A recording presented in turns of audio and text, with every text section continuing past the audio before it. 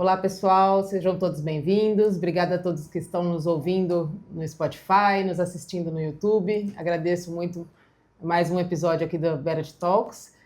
Hoje com um convidado super especial, o Ângelo, que vai trazer informações super importantes e relevantes aqui para a gente, para quem atua nessa área tributária, que está fazendo esse acompanhamento da reforma tributária. Junto comigo aqui, o Felipe, meu companheiro de trabalho do dia a dia. Né, Felipe? Passar a palavrinha para você. Olá, pessoal, tudo bem? Então, mais um Better Talk para a gente conversar sempre com assuntos muito relevantes. Hoje, um tema super importante, que é o impacto da reforma tributária na estratégia dos clientes, na operação do cliente, né? Focando ali em empresas mesmo, empresas finais. Até antes de passar o convidado de peso que a gente trouxe hoje aqui para discutir esse assunto, só passar alguns recadinhos. Acompanhe nosso canal, a gente vem divulgando esses vídeos técnicos sobre reforma, tributário, contabilidade, né? Que reforma acaba englobando tudo, mas a gente sempre também traz assuntos específicos. E para quem é nosso usuário, lembre-se, toda primeira quarta-feira do mês tem o Verity Next, onde a gente traz atualizações da plataforma e novidades, tá? Então a gente traz tanto as atualizações que a plataforma sofreu, quanto novidades, novas ferramentas, novas soluções aí para você agregar no seu dia a dia. E hoje não tinha como a gente não falar de impacto no cliente final e não trazer o Ângelo, né? Ângelo, agradeço a presença. Vou passar a palavra para você falar para o pessoal quem é o Ângelo. E aí vamos começar esse tema, que é um tema que todo mundo, acho que todo gestor, todo sócio, todo dono de empresa deve estar se perguntando e deve estar com bastante dúvida. E hoje a ideia é a gente tentar sanar. Eu sei que é difícil sanar todas as dúvidas, mas vamos começar, vamos iniciar aqui falando um pouquinho quem é o Ângelo, né? Olá, pessoal, bom dia, tudo bem? Bom, difícil a gente falar da gente mesmo, né? Mas vamos lá. O Ângelo é um advogado e contador, trabalha há mais de 20 anos com empresas, assessorando tanto na parte jurídica quanto na parte contábil. Então, a gente passou por muitas mudanças e passamos por muitas experiências de impactos, daquilo que a mudança da legislação provoca internamente, mas nós não só naquele aspecto específico da legislação, mas também da própria operacionalização, né? É difícil, eu sei que é difícil para a gente mensurar, por exemplo, quando você muda um aspecto operacional, o quanto essa mudança ela vai cascatear dentro da operação.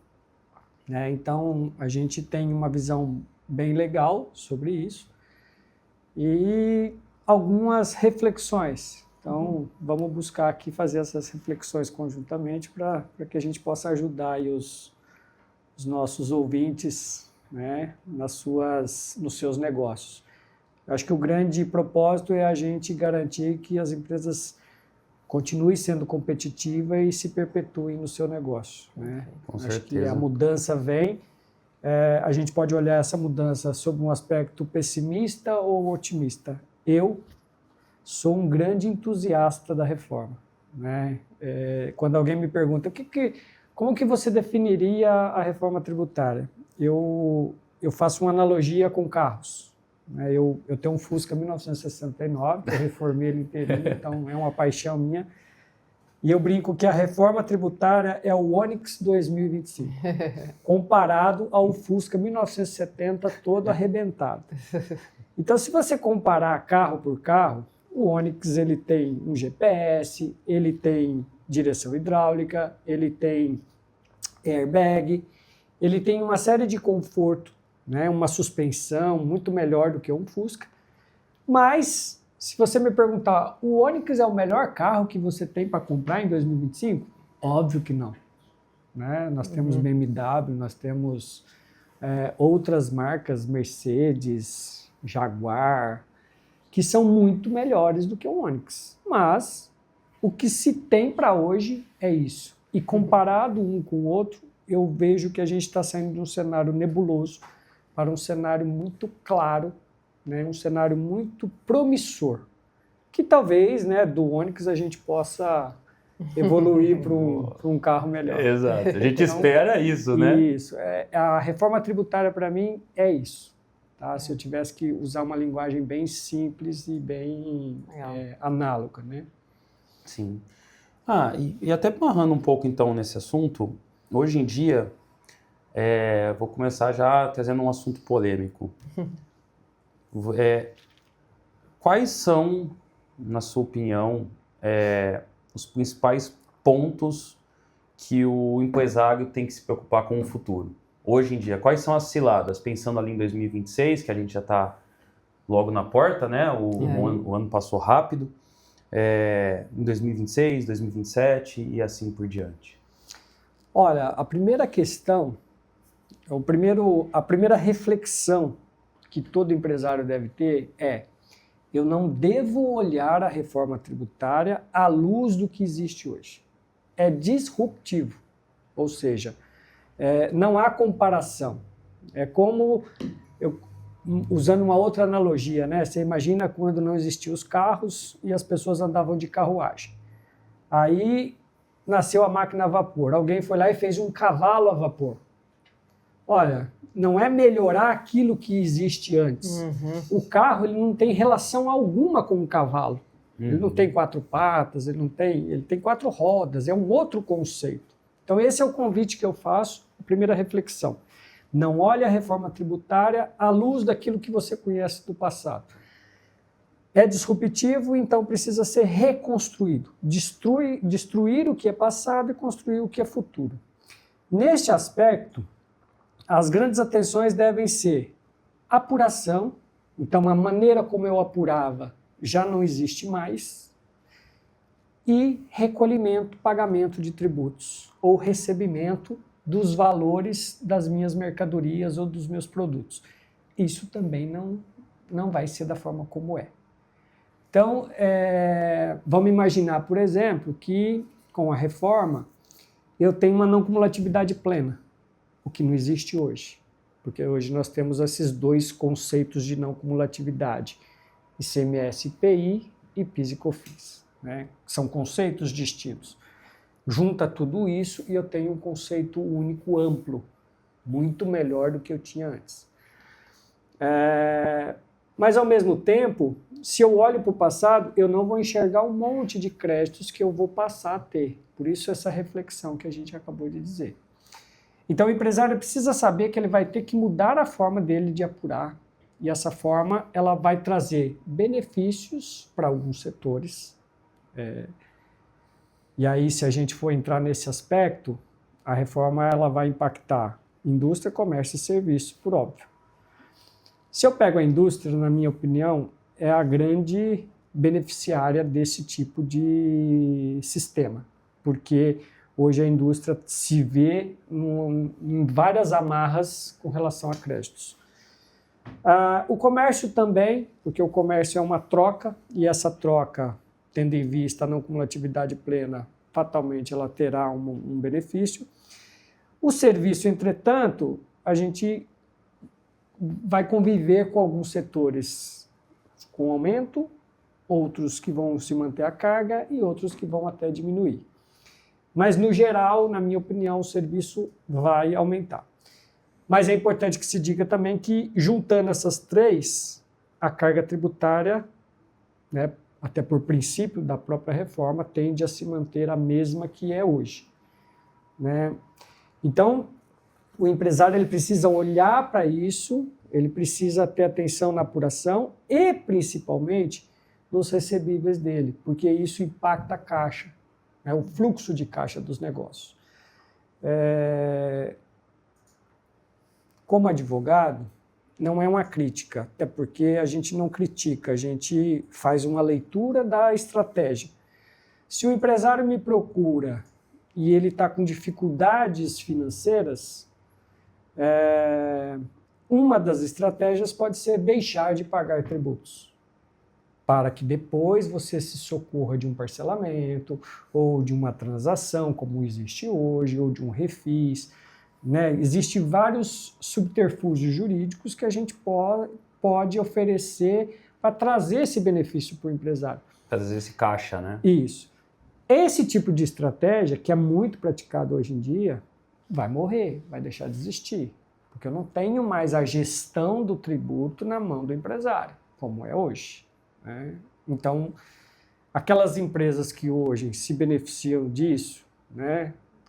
Será que eles estão atentos?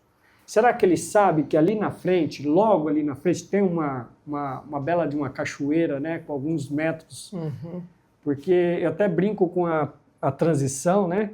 O ICMS e o ISS, 29, 10%, 30, 20, 31, 30, 32, 40. Aí a cachoeira cai, né? De 40 para 100. Exato. A queda é uma queda vertiginosa. Então, a minha grande reflexão é, está todo mundo preparado? Será que as pessoas têm noção, Acho que não. né, dessa cachoeira, da altura dessa cachoeira? O que botinho que eu estou usando? Exato. Né? Eu estou usando um botinho pequeno. Ou só estou com o colete salva-vida. Estou com a minha asa delta para a hora que cair eu conseguir. Eu acho que, fazendo essa analogia em forma de brincadeira, né, eu acho que o grande dilema é esse. É eu ter uma visão disruptiva, é eu conseguir entender que a apuração é diferente e que a gestão de pagamento e recebimento será diferente. Sim. Né? Entender essa questão do split, identificar essa questão, inclusive, das notas fiscais, né? Hoje, infelizmente, a gente tem um cenário de bastante sonegação. Sim. Né? A Receita Federal ela estima que para cada R$1 arrecadado, R$1 é sonegado. Eu acho que a proporção pode ser até maior que isso. Mas, ao mesmo tempo, né, que o empresário precisa ficar preocupado, ele também precisa refletir que a reforma não atinge somente a ele. A reforma vai atingir os clientes e vai atingir os seus concorrentes. Com certeza. Então, às vezes, eu estou naquele segmento que é um segmento bastante prostituído, né, que tem aquelas amarras de... Olha, o meu concorrente vende com meia nota, vende com isso, vende com aquilo. A tendência é que se... Equilibre o jogo. Eu não duvido da capacidade criativa do brasileiro. Não, assim, sendo muito sincero, brechas haverão, mas eu acho que a gente vai diminuir significativamente essas brechas. Com certeza. E eu acho muito importante essa nossa conversa, porque eu também concordo com os seus pontos. Eu acho que se fosse, Felipe, na sua opinião, né, o que o empresário tem que se preocupar ali em 2026, né? Vamos pensar por ano para deixar o empresário mais confortável. Ou até 2027, quando cai o PIS/COFINS. Eu acho que o primeiro ponto é a operação, exatamente, como a apuração vai mudar, mas a gente vai até 2027 conviver com duas apurações, uma que é por dentro e uma que é por fora, porque o atual hoje é por dentro, né? E a outra vai ser por fora, então vai ter duas apurações correndo ao mesmo tempo, por mais que seja 1% ali, mas é aquele 1% que se você não, dia primeiro, você está preparado para emitir nota? Ou você não está? E já começa a primeira pergunta, como é? A gente sabe que os sistemas, né, os sistemas internos do cliente, provavelmente um RP interno, uma TOTOS, SAP, ele vai te entregar alguma coisa para você emitir, mas a pergunta é, você já está se preparando para isso? E eu acho o impacto do preço importante. Por que você vai fazer com esse 1%? Vai ser descontado PIS/COFINS, mas se você não tiver cumprido a obrigação acessória? E o impacto do caixa é importantíssimo que você falou, Ângelo, porque hoje eu acho que ninguém parou para pensar que quando... Vamos pensar num empresário que paga os impostos regularmente, né? Ele apura hoje, mês que vem ele paga, ou tem imposto que ele paga daqui 60 dias. Então você consegue trabalhar com aquele dinheiro, porque pagamento de impostos todo mundo sabe que é alto. Ele consegue trabalhar com aquele dinheiro 1-2 meses dentro do caixa dele, sem sofrer um impacto. Com a reforma, no final do mês está líquido. Ele não tem 2 meses para pagar. E às vezes o cliente ele trabalha com caixa futuro. Será que ele vai conseguir sustentar a operação dele para o caixa futuro? né? Claro, cada um tem seu modelo de negócio, cada um tem seu costume, mas esse impacto do split, eu acho que o empresário ainda não parou para pensar no efeito temporal nisso, né? Como que eu fico, né? Será que eu consigo passar o dia? Será que eu consigo passar a semana? Será que eu consigo passar o mês? Será que eu consigo passar o ano, né? Ou será que eu vou sustentar eu vou sempre ficar no negativo e aí eu vou ter que pedir um empréstimo? Porque se ele não pensar na gestão de preço agora, na gestão de caixa, é que nem você falou, lá em 2033 ele só vai na cachoeira, e vai embora lá para baixo, né? Quer ver uma questão bem delicada com relação a RP? Vamos falar de TOTVS, por exemplo. A TOTVS, ela criou o configurador de tributos. Antes ela tinha a TES, né, que era o tratamento das entradas e saídas. Então você tinha lá uma TES por operação e até existia as TES inteligentes, que seria uma pré-programação para que a coisa fosse mais dinâmica no sistema. Com a reforma, nasce o configurador de tributos e a necessidade de todo empresário de coletar todas as suas operações e configurar as mesmas operações no novo configurador de tributos, porque somente esse módulo é que está preparado para atender a reforma. E, gente, nós estamos em agosto. Os testes iniciam, né, agora em outubro, certo? Não, na minha opinião, nem a TOTVS vai dar conta de atender todo mundo nesta consultoria de migrar. E essa migração precisa estar pronta até 31/12. Senão, dia 1º ele não emite nota. Isso. Então, esse é um ponto importante. Porque às vezes o empresário fica imaginando, mas a reforma só começa em 27. Como você bem disse. Começa em 27, mas janeiro de 26 eu tenho lá o 1%, que precisa estar configurado neste novo modelo. Isso nós estamos falando de TOTVS, né? Como agirão os outros RPs? Né? Como que eles farão a adaptação, farão a migração? E lembrando que a gente tem, de fato, 2 estradas paralelas até 2033, né? E elas vão se afunilando até se encontrarem em 2033, e aí a gente vai ter uma via só. Mas até lá é como se a gente tivesse que prestar atenção em 2 estradas, né? Ou seja, a atenção precisa ser redobrada. Né? A gente conversava antes sobre o impacto nos escritórios de contabilidade, né? O quanto o cliente vai ter que estar em alinhamento com o seu escritório, com o seu profissional, para que ele também não se perca nessa caminhada, né, nesse período. O quanto das obrigações acessórias não terão problemas. Esse também é uma outra reflexão que precisa ser colocada. E o meu sentir é que não se está dando atenção devida a essa questão. E aí, é óbvio, né, a gente tem no mundo digital muita gente falando muita coisa nas redes sociais. Sim. Né? Então, são aqueles milagreiros, né? A gente conhece bem, não, faça isso, fala aquilo. Eu milito muito na parte societária também, e falando de hold, os impactos da reforma da hold. Né? Então, o ITCMD vai mudar, então corre todo mundo para montar hold, fazer... E aí a gente está vendo agora algumas estratégias caindo por terra, o fisco vindo em cima, fazendo um monte de coisa. Aqueles milagres não eram bem verdadeiros. E a gente está vendo isso também na reforma. Gente dando curso de reforma, gente fazendo isso ou aquilo outro, mas a grande questão é que o empresário precisa, junto com o seu time, entender a reforma. Sim. Precisa se qualificar com relação à reforma. Porque não é uma despesa, é um investimento.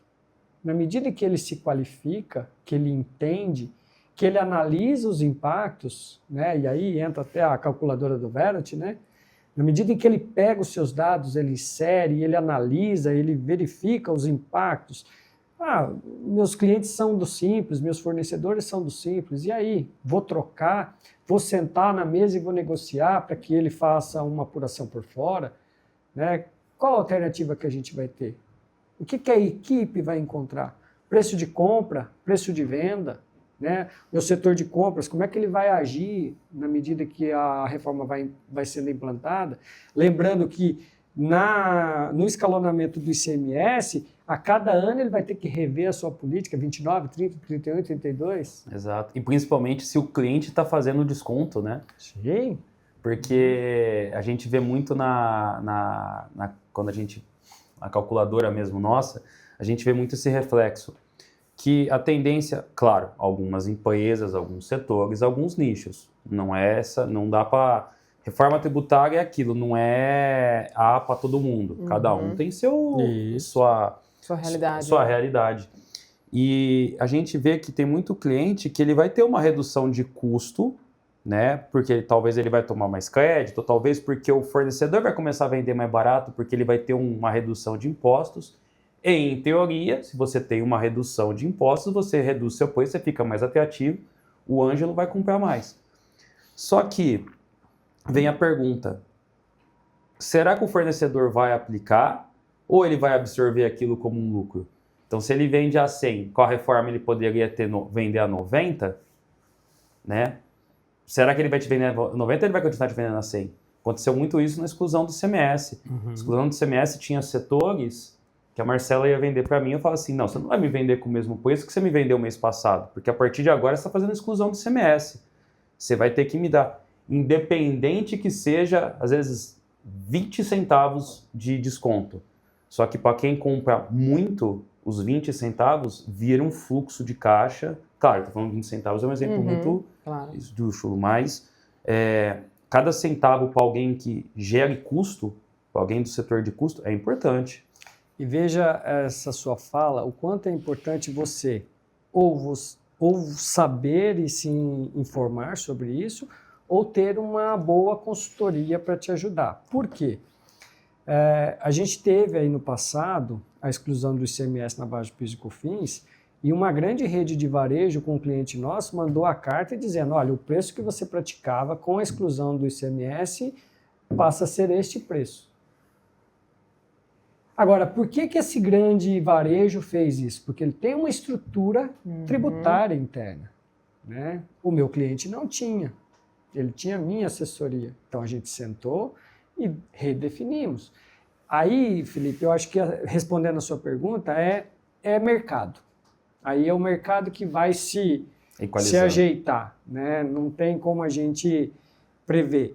Então, se eu sou beneficiado por um aumento de lucro, a tendência é que eu não transfira para você uma redução de preço, né?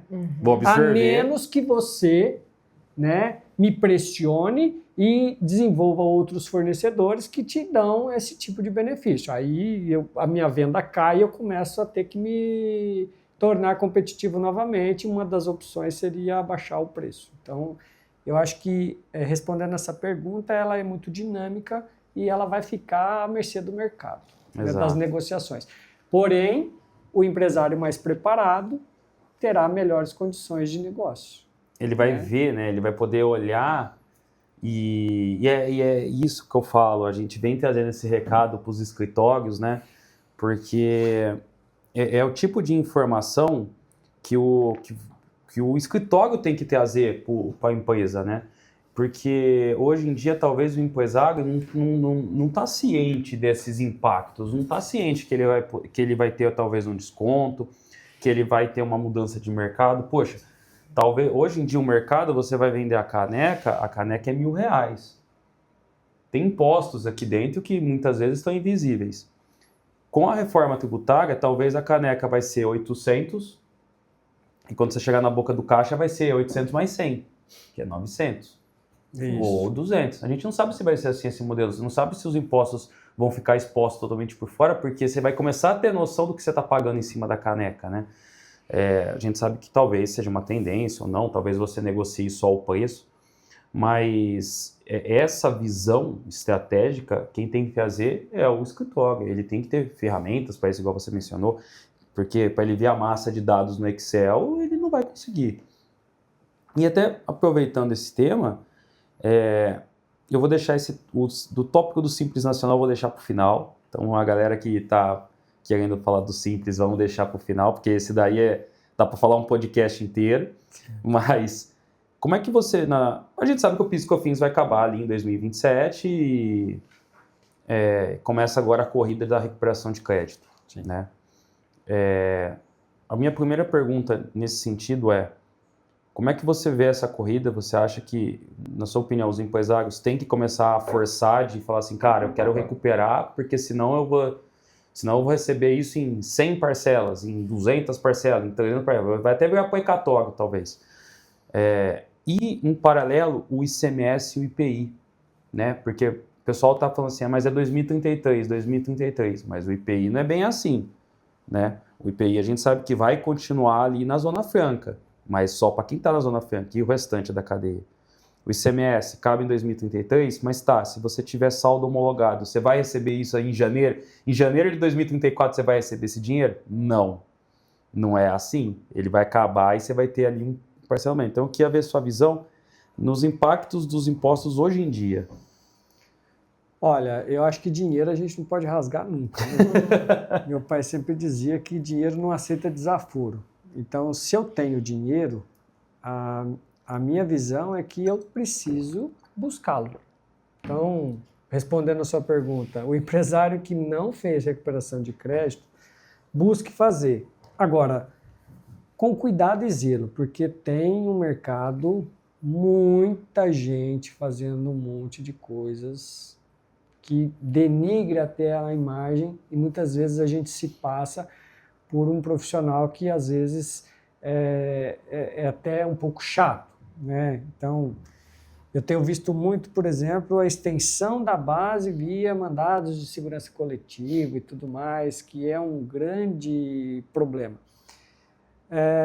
Ok, se a sua estratégia vou me valer desse tipo de coisa, mas sei que lá na frente posso ter problema, e certamente terei, mas isso vai me beneficiar economicamente.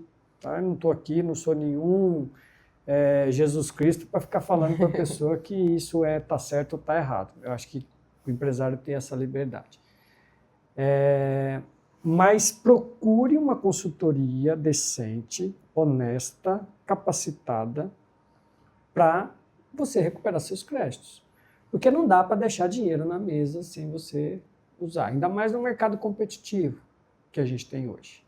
Cada centavo faz a diferença, cada vírgula no resultado faz diferença. E quando você recupera o tributo, você tem que entender que ele impacta diretamente na última linha, que é a linha do lucro. Né? Então, sim, precisa realmente buscar. Sendo confiável, buscar todas as possibilidades de creditamento, né? Principalmente o PIS e COFINS não cumulativo aí da essencialidade e relevância. Tem muita gente ainda que não se ligou nisso. Quando você pega uma operação, é muito comum você ver vários lançamentos que não estão sendo aproveitados. O próprio ICMS, o ST, né? O DIFAL também, excluindo da base. Então, tem muitas oportunidades no mercado. Agora, cuidado com esses assediadores com os milagreiros, né? Uhum. Outro dia eu vi uma empresa oferecendo reduzir 20% a carga tributária mediante a compra de um crédito que oriundo de uma ação judicial de ações que foram convertidas. Uma bola de neve. Aí você para. E aí ele vem e traz, nossa, ó, a gente vai habilitar, tudo mais. Só que a habilitação ela não garante a homologação. A habilitação não é homologação. A Receita pode até habilitar, mas ela tem o período de homologação. E fatalmente, lá na frente, se esse cara for muito notado no mercado, a Receita vai olhar para ele com uma lupa e no meu entender, não seria possível esse tipo de compensação, né? Tanto que as próprias instruções do CNJ define que não é possível, você terá um grande problema pela frente. Mas aquilo que é o seu crédito, busque porque você colocou muito bem. Ou então vou conviver com ele guardado num cofrinho, corrigido pelo INPC, e eu vou pegar um pouquinho lá durante 20 anos. Né? Uhum. Se o valor for considerável, vai ficar um montante ali legal. Exato. Então, aí tem várias estratégias, né? Ah, mas a minha operação só gera crédito. Ah, então desenvolve um produto que gere débito. Né? CMS, por exemplo. Começa a vender algum produto que gere débito. Exato. Né? Ainda que você tenha uma margem pequena, mas você gira e você deságua aquele ICMS. Perfeito. Né? Então você está usando aquele dinheiro para fazer isso aqui. Mas aí eu acho que cada um, né? Cada operação é cada operação, mas no geral busque os créditos, coloque no bolso, porque depois vai ficar um pouquinho mais complicado. Exato. E acho que isso também é algo que pode ser provocado pelos próprios escritórios mesmo, porque muitas vezes o empresário ele não tem essa noção do que ele pode buscar de crédito, né? Então ele não recorre nem ao confiável e nem ao não confiável, porque ele fica ali, né, na zona de conforto dele sem saber que ele poderia ter algum tipo de benefício, né? E aí, como a gente conversa muito com escritórios, a gente sempre fala, conversa, pega a sua carteira de clientes, por exemplo, né, no nosso caso, tendo a tecnologia, aproveita para fazer um raio-x de todos os seus clientes, para você aproveitar essa oportunidade. A gente muitas vezes pega na mão para mostrar, olha, tá vendo aqui? Aborda seu cliente de determinada maneira, aproveita enquanto é tempo, porque essa provocação muitas vezes precisa vir do próprio escritório mesmo, que é a pessoa que está dando suporte, né? E é a pessoa que muitas vezes o empresário está esperando essa resposta ou essa provocação, né? Então, a gente percebe que é algo importante mesmo e que eu acho que por falta de conhecimento, muita gente vai deixar passar. Vai. Né? E, naturalmente, quando a gente fala de tributos, pelo menos a minha experiência, tem empresário que vira para mim e fala assim, eu não sei como é que você gosta disso. Eu não sou tributarista, eu penso isso. Isso é uma loucura. Eu não sei como que alguém pode gostar de um negócio que é insano, que é complexo, que se fizer sol é uma coisa, mas se nublar já é outra. Já mudou totalmente o cenário. E até refletindo sobre os produtos e os serviços que a gente presta com relação à reforma, eu até entendo que o empresário ele não está interessado em entender a reforma. Não. Né? Mas o time do empresário precisa entender a reforma. Essa é a questão. Ele precisa entender o impacto no negócio dele, mas Isso. como fazer... Então, assim, ele precisa estar atento e preocupado, na medida em que ele precisa que o time se prepare para que a estrutura dele chegue lá na nossa cachoeira com um marquinho e uma asa delta para ele não se esborrachar lá embaixo. Falando dos contadores, né, um pouco desse mundo que eu vivo, qual que é a realidade hoje? Que os escritórios de contabilidade, eles ficam numa operação insana. Né? Não parece, mas é muita coisa para fazer. Como a gente colocou, as pessoas não têm noção do que tem por trás das obrigações acessórias, das apurações, livro de entrada, livro de saída. Na minha palestra, eu trago a estrutura que é hoje, porque o que eu faço? Como é que eu vou saber o impacto daquilo que vem se eu não entendo o que é hoje? Então vamos lá, como que é a apuração de tributo hoje? Quando eu pego no nível federal, eu tenho o CNPJ, aí eu tenho PIS, COFINS, Imposto de Renda e Contribuição Social unificado na matriz, mais o ICMS, o IPI, ele é por estabelecimento, então se eu tiver uma filial, eu vou ter que apurar lá e não vou poder fazer esse encontro de contas. Eu tenho obrigações acessórias, umas 3, 4 por mês. Eu faço livro de entrada, livro de saída, livro de apuração, gero guia, pago guia. A guia tem que ser informada na declaração acessória, essas coisas têm que casar.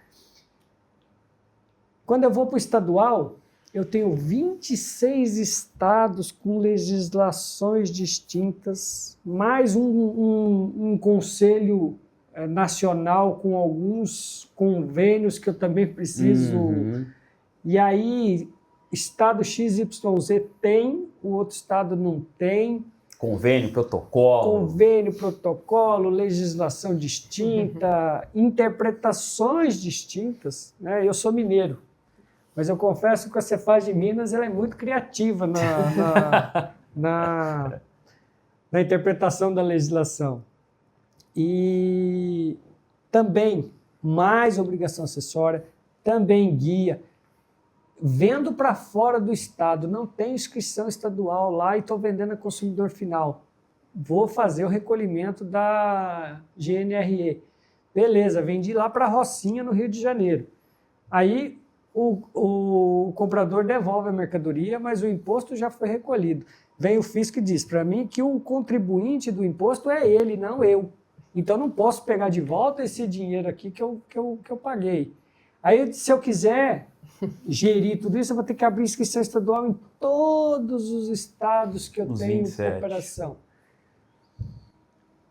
Fiscalização do estado de São Paulo, né? A gente sabe, o cara vem, bate, pede documento, apresenta documento, volta, discute, papapá, vira e mexe, cruza os dados, vem fiscalização, às vezes até com interpretações equivocadas.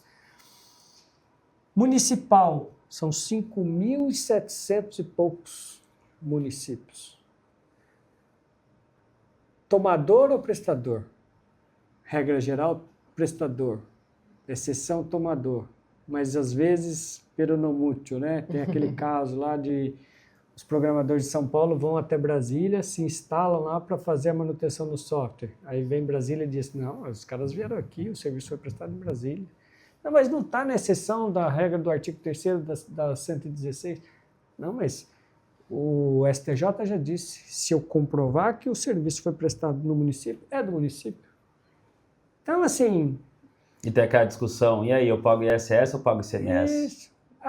Né? Agora, o software teve isso há muito tempo, agora resolveu. Exato. Agora... Mas tem outros, né?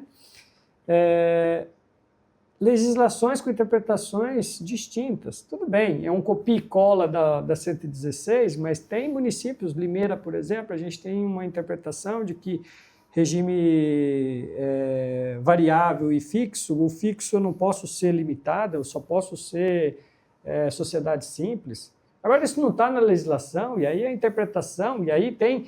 eu considero isso como um erro de fato, não um erro de direito, então retroage. Não, mas não pode retroagir por causa da segurança jurídica. E aí cria aquela celeuma que não traz garantia e segurança para ninguém. Então, este é o mundo que a gente vive hoje do ponto de vista tributário. Né? E o que a gente está fazendo isso? A gente está pegando tudo isso e jogando fora. Joga fora que isso não serve mais. O que nós vamos ter agora? Agora nós vamos ter um modelo que vai estar lá dentro de um software federal, que eu posso consultar se o meu fornecedor já... Pagou ou não. Se o meu fornecedor já emitiu a nota, caiu aqui. Quando eu pago, eu sei que ele já abateu lá e eu estou usando, e ele sabe que eu estou usando o crédito do que eu paguei. Afinal, vai ser amarrado, né? Se ele não pagar, eu não posso tomar o crédito, ou eu pago, né, para tomar esse crédito, depois eu pego o reembolso para frente. Exatamente. Então, para mim é muito mais transparente. Agora, tem uma série de questões aí que vão mexer. Ontem mesmo alguém me perguntava sobre os criptoativos, né? Mas e se eu pagar com Bitcoin, por exemplo? Tá, mas aí, na minha interpretação, o Bitcoin... ele não é uma moeda, ele é considerado para fins de imposto de renda um bem móvel, né? Um bem que não móvel, mas é um criptoativo que eu vou fazer apuração de ganho de capital nele. Né? Se eu comprei por 10, vendi por 20, eu tive uma evolução patrimonial, então eu tenho que tributar. Então, para mim, o criptoativo seria uma dação em pagamento. Né? não é dinheiro. Aí começa aquela questão, né? Se eu vou fazer dação em pagamento, então é uma permuta com torna e tudo mais, começa toda essa celeuma. Ah, mas eu não vou passar isso pelo sistema financeiro. Então, se eu não passo pelo sistema financeiro, não tem split. Tá? Ah, tem gente imaginando judicializar isso, porque na minha interpretação, acho que não vai rolar, porque não é moeda. Né? Exato. Ou eles vão desenvolver alguma coisa até lá que comece, vamos taxar isso aí. Regulamentação, né? Então, tudo bem. Dá para fazer o split no Bitcoin? Dá. Mas então a exchange manda para o banco faz a liquidação e faz o split ali na liquidação. Né? Dá para fazer. Algo do tipo. Tecnologia eu acho que a gente tem, né? Mas eu também acredito que teremos problemas na implantação. Sim. Não vai ser 100%. Uma coisa interessante do split também, que o Pix, como a gente usa hoje esse Pix da chave dinâmica aí, né, o celular, esse não dá split, né, não tem como fazer split dele. Somente aquele Pix que é da maquininha do cartão. Né? Então, gerou ali o QR Code, eu bati, paguei via Pix, vai passar pela operadora de cartão e na liquidação eu faço o split. Ali tudo bem. Então, agora... CNPJ, CPF, não vai ter split. E se não tem split, vai ficar aquela questão do recolhimento pelo adquirente ou, no caso do comércio, vai ficar para a loja fazer o recolhimento. Exato. Então, tem muito detalhe, tem muita água para correr debaixo dessa ponte aí. Exato. E muito tempo para se regular, né? E até falando de caos, falando agora do Simples Nacional.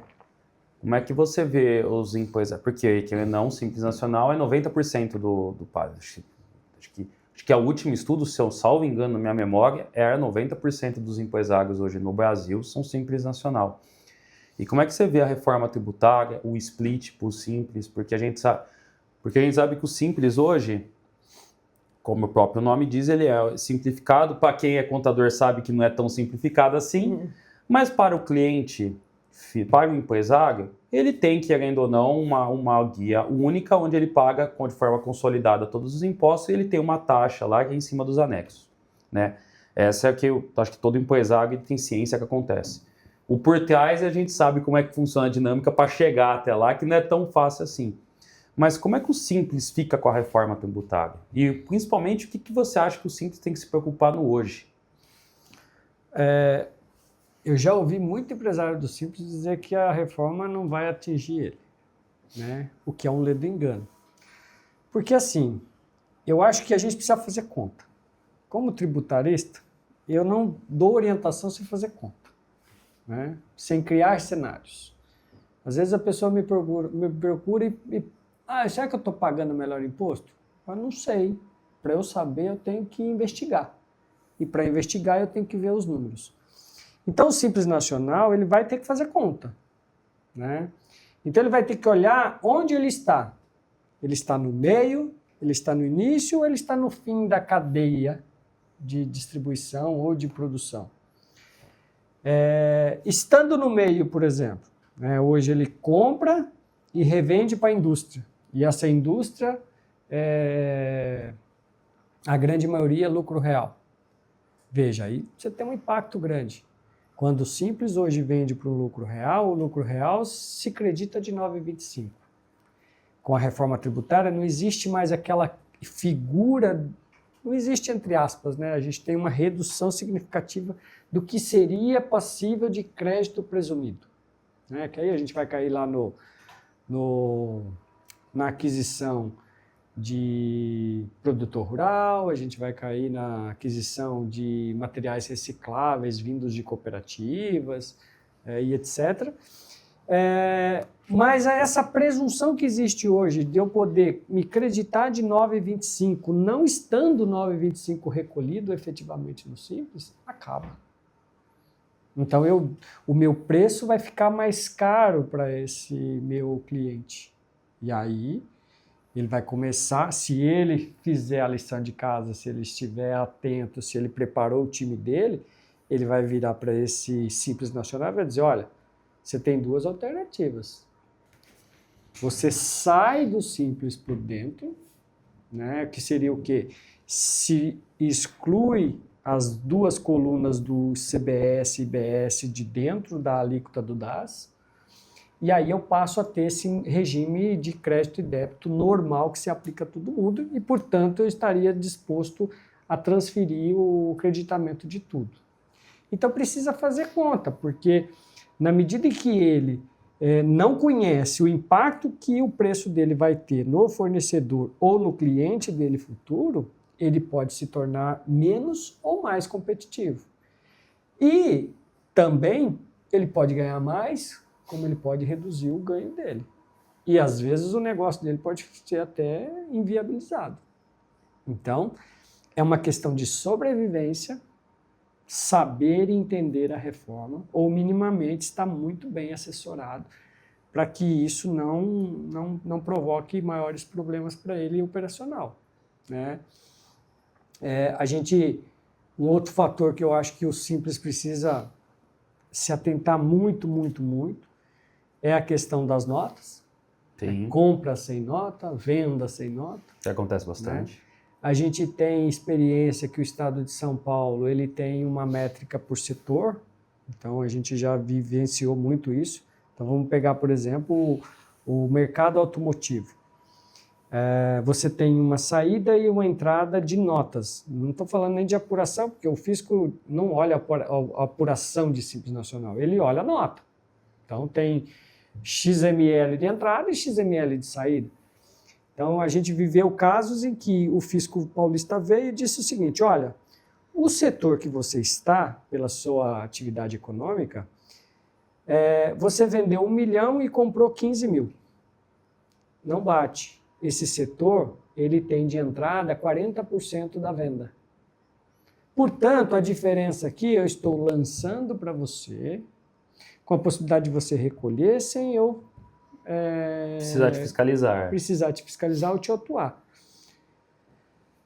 Então, assim, a gente já tem hoje esses mecanismos para fazer isso. Então, o Simples Nacional que compra, né, da indústria, a tributação já vem recolhida e o fisco não se preocupa hoje com o Simples, porque se ele está comprando da indústria, a indústria está pagando, eu, Estado de São Paulo, vou receber menos de 4% daquele valor ali e não é tão significativo, porque acho que o número que eu tenho na cabeça é 85-15.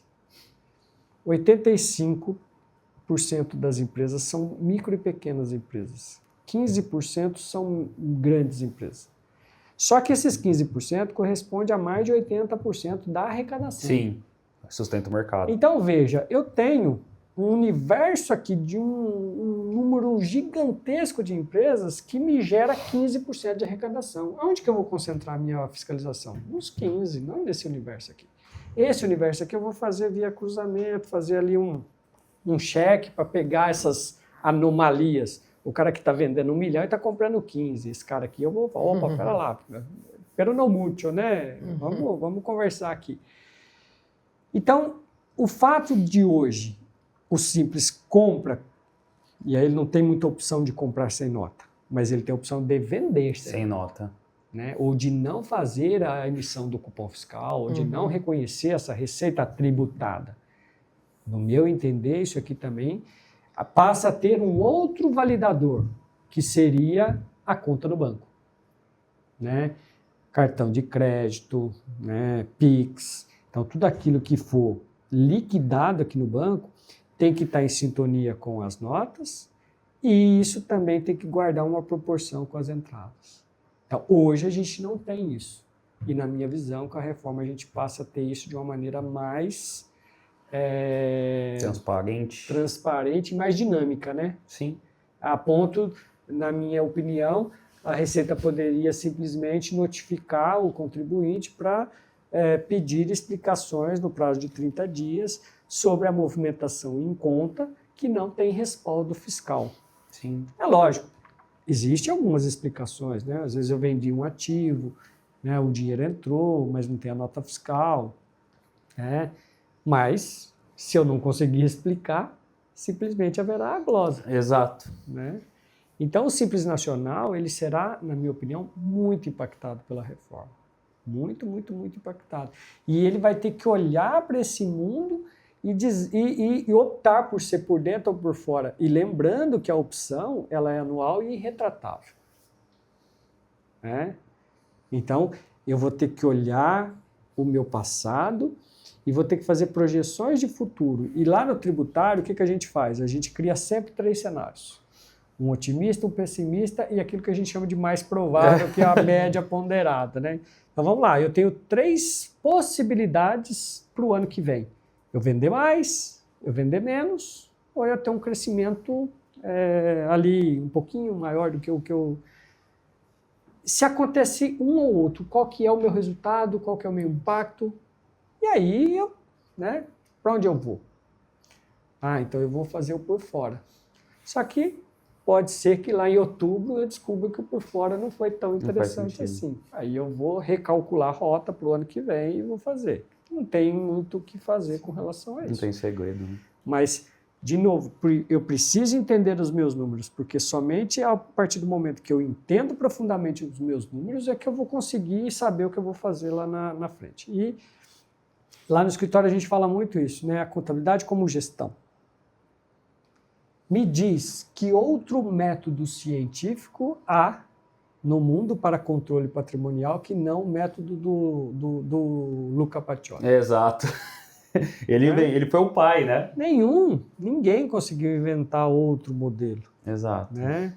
Então, esse modelo é o modelo que a gente precisa usar.